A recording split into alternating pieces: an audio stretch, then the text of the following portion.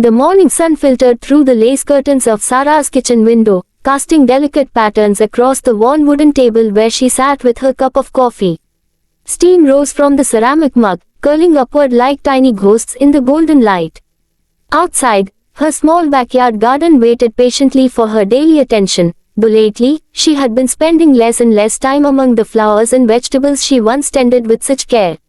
Sarah was 63 years old, with silver-streaked hair that she kept in a simple bun and hands that bore the gentle calluses of decades spent working in soil. She had lived in this modest house for nearly 30 years, watching seasons change through that same kitchen window, marking time by the blooming cycles of her beloved garden. But something had changed in recent months. The enthusiasm that once drew her outside at dawn to check on new growth had slowly faded. The tomatoes she had planted with such hope in spring now hung heavy and unpicked on their vines. The flower beds, once her pride and joy, showed patches of weeds threading through neglected spaces.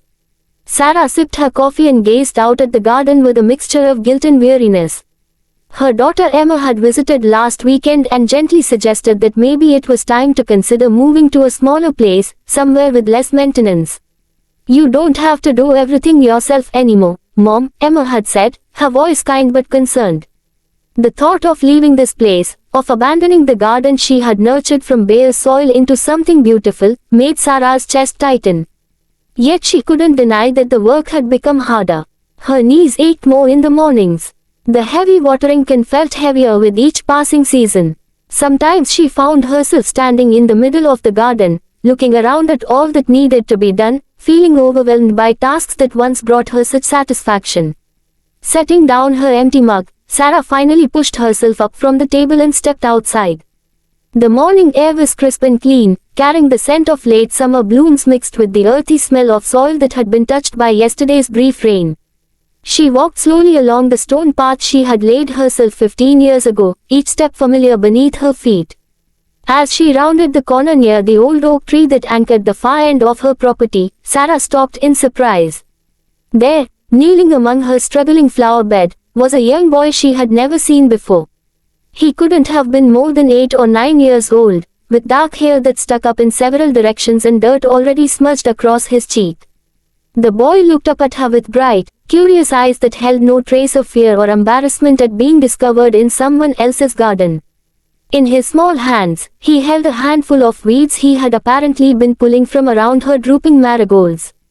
"Oh," Sarah said softly, not wanting to startle him. "Hello there."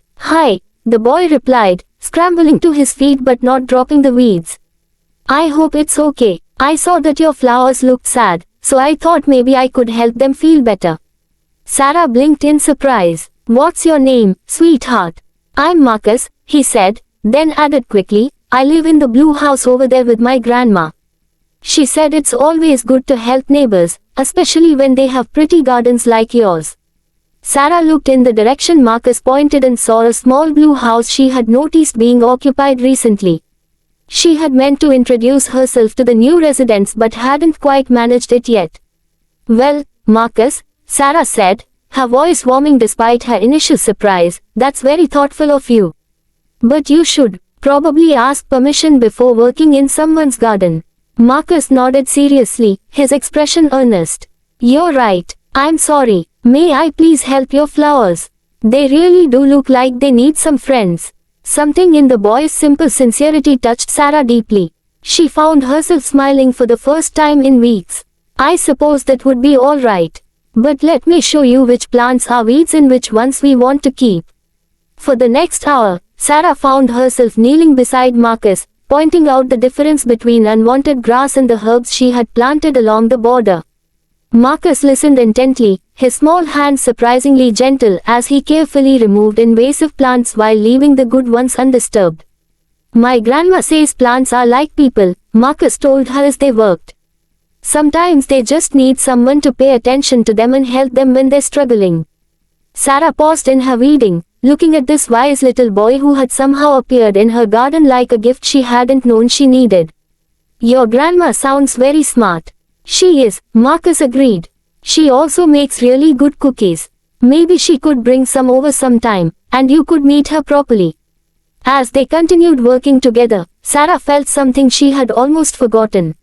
The simple pleasure of having her hands in the soil, of seeing immediate results from gentle effort, of sharing the quiet satisfaction that comes from nurturing growing things.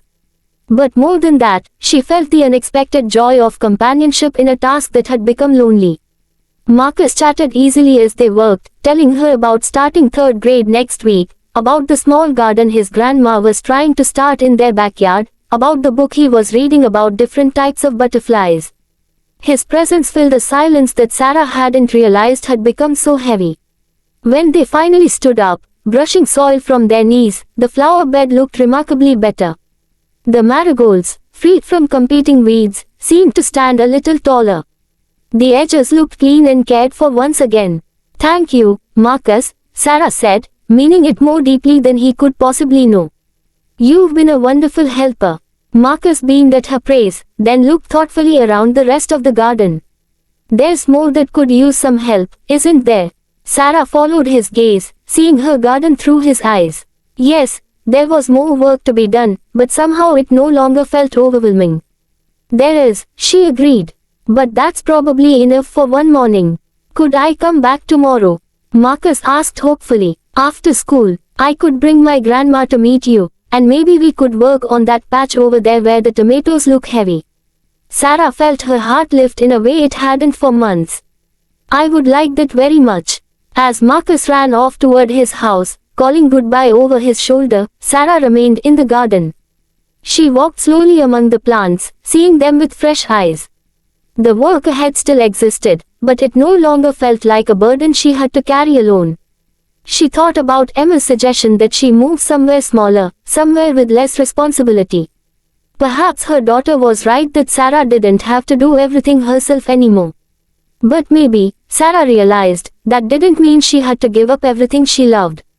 The next afternoon, Marcus returned as promised, accompanied by a warm woman named Dorothy who brought homemade oatmeal cookies and an offer to help with the heavier garden work. Soon, other neighbors began to notice the activity in Sarah's backyard. An elderly man from down the street offered to help with the lawn mowing. A young mother with toddlers asked if she could bring her children to see the flowers and maybe learn about gardening. What had begun as Sarah's private retreat slowly became a gentle gathering place, a spot where people could come to work with their hands, to talk quietly, to find peace in the simple act of encouraging things to grow. Sarah kept her house. She kept her garden, but she learned that keeping something you love doesn't always mean keeping it exactly the same. Sometimes it means allowing it to grow and change, to become something even more beautiful than what you first imagined. On quiet mornings, she still sat at her kitchen table with her coffee, looking out at the garden through the lace curtains. But now, instead of seeing overwhelming work or fading energy, she saw possibility. She saw community. She saw the patient miracle of growing things, tended by caring hands. And sometimes, if she was very lucky, she would spot Marcus already out there among the plants, carefully pulling weeds and talking softly to the flowers, helping them know they were not forgotten.